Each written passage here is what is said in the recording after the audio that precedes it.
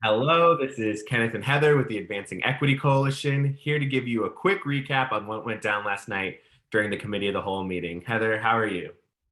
Good. It was so nice to be at the board meeting in person.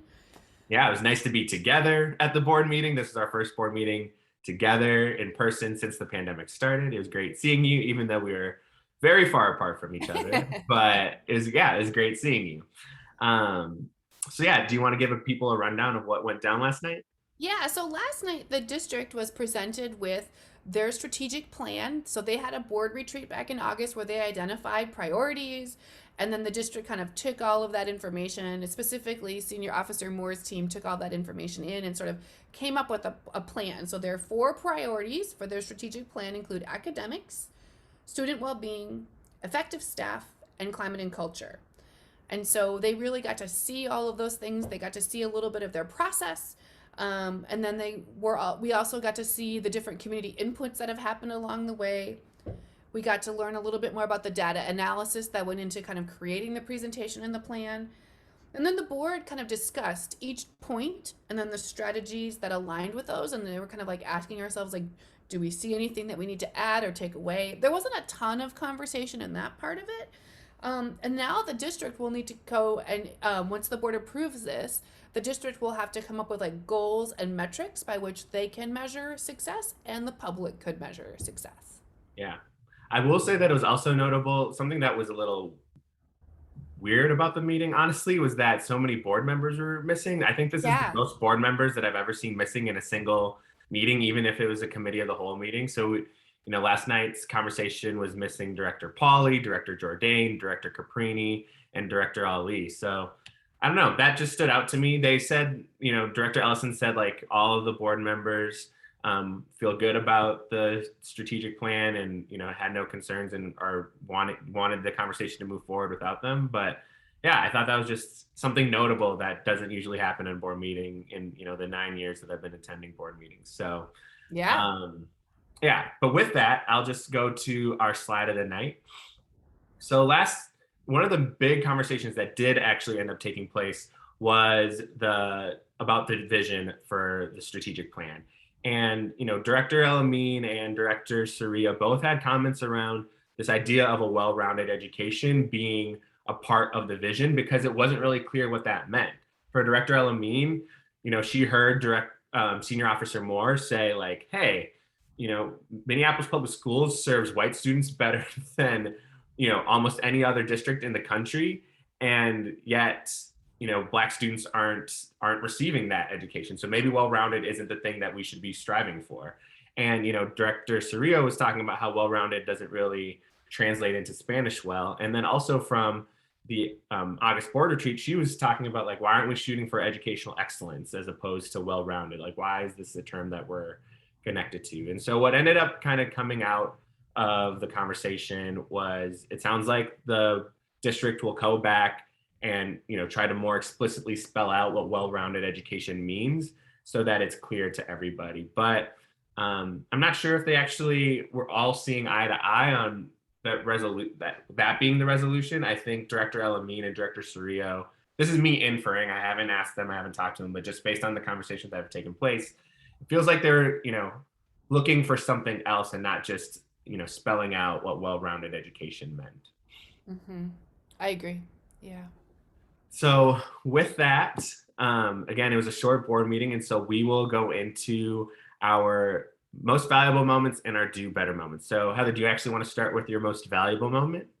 Yeah, so my most valuable moment does go to Director Surreal. One of the things that you get to see if you get to be in the boardroom in person is that in the back of the room there are translation booths, right? So that folks can listen to the meeting in real time.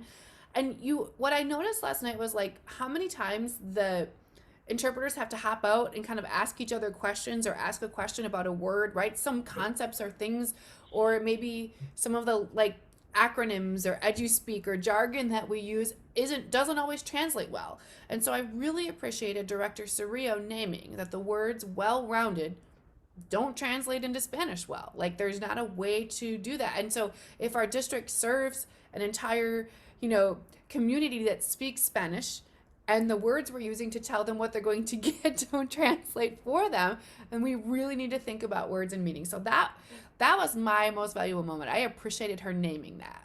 Yeah. My most valuable moment is, again, a reference to our slide of the night. In the discussion about the vision, actually, Director Inns talked about how including the term anti-racist in the vision would be really important, especially since it comes up so many times in the strategies and in the priorities. And so I thought it was a really important point for Director Inns to say, like, hey, we need to actually have this in our vision so that it's clear for everybody in the organization to understand like where we are and what we're trying to achieve in Minneapolis public schools. And, you know, since we refer to it so many times, we might as well just include it as to what we want this education to be for students. And so I thought it was a really important point. I thought it was a point that really strengthens the strategic plan and makes it really clear that it's everybody's responsibility in Minneapolis public schools to disrupt racism when they see it. And so my most valuable moment goes to Director Inns. Well, so okay, my do better moment comes down to, it's not going to surprise you, although this is usually your thing. Um, I'm I have to say, I still feel like for academics to be a focus, right? It's one of our four things that we're going to focus on, and I just like the literacy part of the academic plan. I just last night what we saw on one slide was like continue to evaluate benchmark, and I'm just like, I mean, I just, again, if it's a focus and we still don't know where we're going, and we're going to continue to evaluate even though there's been so many members of the community and so many Yeah. teachers who are telling us that this is not what they need anyway. So that was, I just, I don't see how academics feels like a priority, especially number one, when literacy just, we're just having the same literacy conversation. Yeah. Yeah. And, you know, that's so often my do better moment because so often we don't talk about it. And so my do better moments end up actually being things that we don't talk about more often than things Yeah. that are said. And that is the same for today's do better moment. So my do better moment was in the academic strategies, but also in all of the other priorities. We don't see anything about homeless and highly mobile. We don't see anything about special education, and we do not see anything about English language learners. And we can't keep having strategic plans and strategies and priorities that do not focus on our most marginalized groups of students.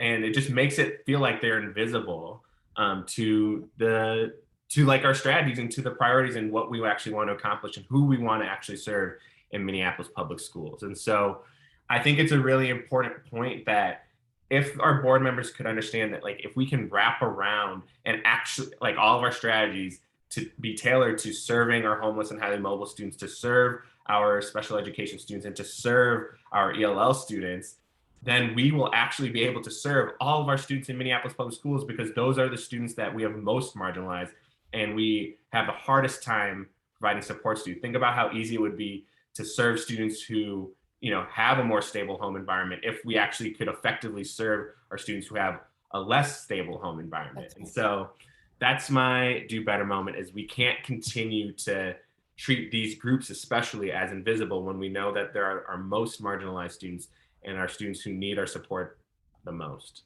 And so with that, that is our recap. Thank you all for listening and watching. We will include the district strategies, proposed strategies on our website, so make sure to check those out. And thanks for listening. Bye.